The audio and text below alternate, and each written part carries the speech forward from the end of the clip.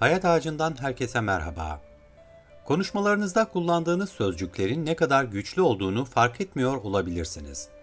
Oysa kullanılan her kelime düşüncelerinizi ve eylemlerinizi etkiler. İlişkileriniz, kariyeriniz ve günlük hayatınız bu kelimelerden önemli ölçüde etkilenir.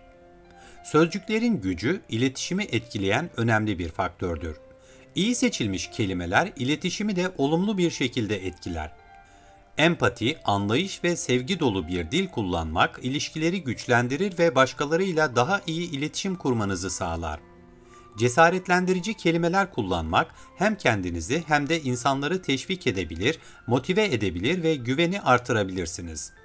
Böylece daha büyük hedefler belirleyebilir, engellerle daha iyi başa çıkabilir ve daha başarılı olabilirsiniz. Bazı kelimelerse kişide motivasyon kaybına yol açar, cesaretini kırar ve başarısızlığın müsebbibi olabilir. Bu videoda daha iyi bir iletişim, daha iyi bir motivasyon ve nihayetinde başarı için günlük konuşmalarınızdan çıkarmanız gereken 10 kelimeyi ele alıyoruz. Deneyeceğim kelimesi esas itibarıyla özünde güvensizlik ve başarısızlık korkusu barındıran bir kelimedir. Bu kelimeyi kullanan kişi aslında kendine duyduğu şüpheyi dile getirmiş olur. Mesela yapmayı deneyeceğim ya da yapmaya çalışacağımla yapacağım kelimeleri arasında büyük bir fark vardır. Yapacağım derken kendinizde bir özgüven inşa edersiniz ve zihniniz görevlere odaklanır, başarma arzusuyla ilerlersiniz.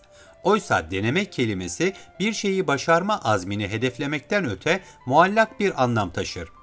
Deneyeceksin fakat sonucun ne olduğunu kendin bile bilmiyorsun. Üstelik bu kelime ile kendini en baştan bir takım sınırlar içerisine hapsediyorsun ve zihninde başarısızlık alternatifi de kendine bir yer bulmuş oluyor. Problem kelimesi bir olay karşısında sizin ona yüklediğiniz bir etiket gibidir. Yani bu sadece sizin algınızdır. Çünkü bir başkası aynı olay için zorluk ya da çözüm gerektiren durum tanımlarını da kullanabilir. Problem kelimesini kullandığınızda olumsuz bir çağrışıma sebep olursunuz. Bir meydan okuma, çözüme odaklı ve geleceği öngörme yaklaşımı olan proaktif yaklaşımdan uzaklaşırsınız. Zorluk ya da çözüm gerektiren durum ifadeleri ise daha pozitif bir yaklaşımı yansıtır. Daha yaratıcı düşünmeyi, sorunları bir fırsat olarak görmeyi ve yenilikçi çözümler bulmayı teşvik eder. Yapmalıyım ifadesi kararlarınız, eylemleriniz ve hayatınız üzerinde hiçbir kontrolünüz olmadığını düşündürür. Sizde bir mağdur zihniyeti oluşmasına ya da en azından başkalarının gözünde bu şekilde resmedilmenize sebep olabilir. Bazen her insan hoşlanmadığı şeyler yapmak durumunda kalabilir. Ancak bir şeyi yapmak zorunda olduğunuzu söylemek, ruhunuzu ezmekten, kendinizi çarkın bir başka dişlisinin arasına atmaktan başka bir işe yaramaz. Ayrıca yapmalıyım kelimesi bir yükümlülüğü veya zorunluluğu ifade eder ve sizi baskı altına alabilir. Bunun yerine yapacağım kelimesini koyduğunuzda daha fazla kontrol sahibi olduğunuzu hisseder, özgüveninizi kaybetmezsiniz. Ama kelimesi kendisinden önce gelen her şeyi iptal eder veya yok sayar. Mesela bu kitabı bitirmek istiyorum ama zamanım yok dediğinizde aslında zihninizin duyduğu tek şey zamanım yok cümlesidir. Bu cümle sizdeki yapma arzusunun, harekete geçme motivasyonunun önüne geçen bir cümledir. Oysa aynı cümlede ama yerine ve bağlacını kullandığınızda durum tamamen farklılaşır. Sizdeki okuma iradesi varlığını korurken sadece eyleme geçmeyi ertelemiş olursunuz. O an için zamanınız olmadığına vurgu yapmış, okuma eyleminden vazgeçmediğinizi dile getirmiş olursunuz. Zihninizi ama kelimesiyle sınırlamak ya da olumsuz etkilemek yerine daha dengeli bir iletişim için ancak veya buna rağmen gibi ifadeler kullanabilirsiniz. Yapamam kelimesi birçok hayali ve hedefi çöpe gönderen bir kelimedir. Bu kelimeyi kullandığınızda bütün olasılıkları ve şansları bir kenara bırakırsınız çünkü şüpheye kapılırsınız. Size engel olan nedenleri listeleyip çözümlere odaklanmak yerine kapıyı daha en baştan kapatmış olursunuz. Başarısızlığı peşinen kabul etmek anlamına gelen bu kelimenin yerine yapabilirim veya çalışacağım gibi daha motive edici kelimeler kullanmak kendinize olan güveni artırır. Hayatta her şey her zaman hayal ettiğiniz gibi olmayabilir. Bu başarısız olduğunuz anlamına gelmez. Olumsuz deneyim, yeteneklerinizin veya değerinizin bir yansıması değildir. Sizin bu süreçten öğrenerek çıkmış olmanız gereken bir vakadır. Her başarısızlık yeni bir perspektif kazanma, zayıf noktalarımızı belirleme ve ilerlemek için yeni stratejiler geliştirme şansı verir. Başarısızlık kelimesini öğreniyorumla değiştirmek, durumu kontrolünüz altına almanızı sağlar ve istediğiniz sonuca ulaşmak için bir yol bulmanızı teşvik eder. Olmalıyım kelimesi ne kadar iyi niyetli olduğunuza işaret etse de kişide hayal kırıklığı, suçluluk ya da pişmanlık hissi uyandırabilir. Ayrıca bir şeyi yükümlülük altına sokma potansiyeli vardır. Mesela spora gitmeliyim demek gibi.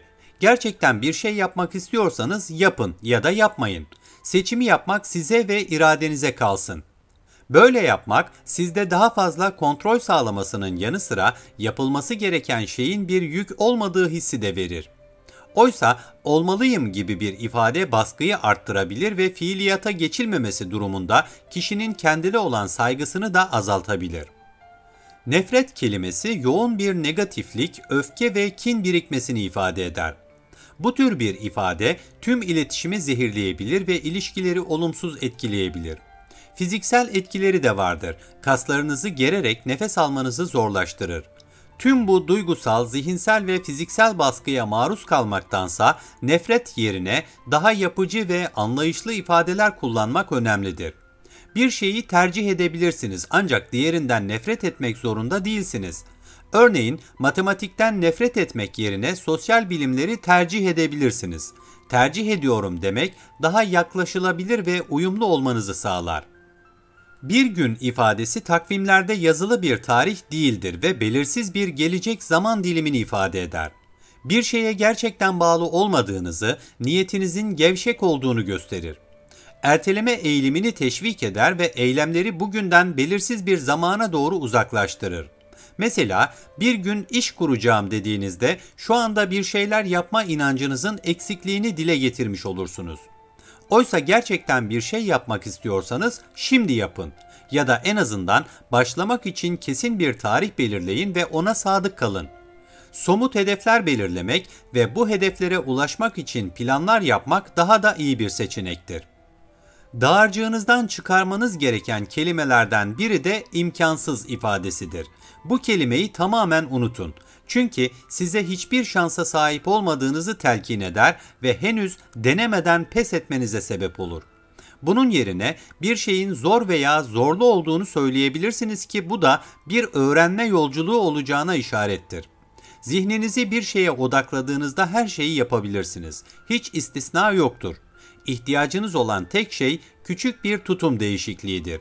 İmkansız kelimesi yerine zorlu veya mücadele gerektiren gibi ifadeler kullanarak zorluklara karşı mücadele azmi geliştirebilir, alternatif çözümler bulmayı deneyebilirsiniz.